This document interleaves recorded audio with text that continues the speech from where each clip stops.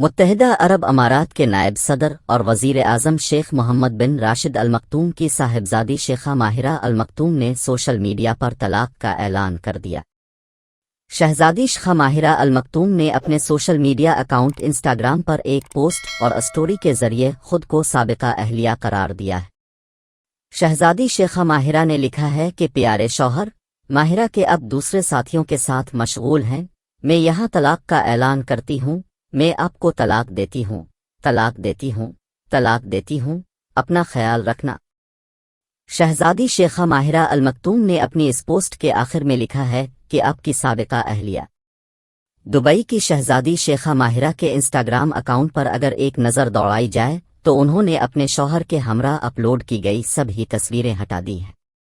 دوسری جانب شہزادی شیخہ ماہرہ کی اچانک طلاق سے متعلق پوسٹ دیکھ کر ان کے مداح و انٹرنیٹ صارفین شش و پنج میں مبتلا ہو گئے ہیں۔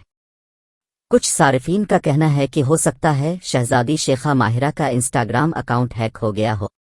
یاد رہے کہ رواں سال 2 مئی کو شیخہ ماہرہ المکتوم کے ہاں بیٹی کی پیدائش ہوئی تھی۔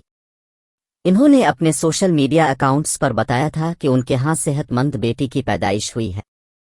دبئی کی شہزادی شیخہ ماہرہ کی گزشتہ سال 5 اپریل 2023 کو شیخ مینا المکتوم سے شادی ہوئی تھی۔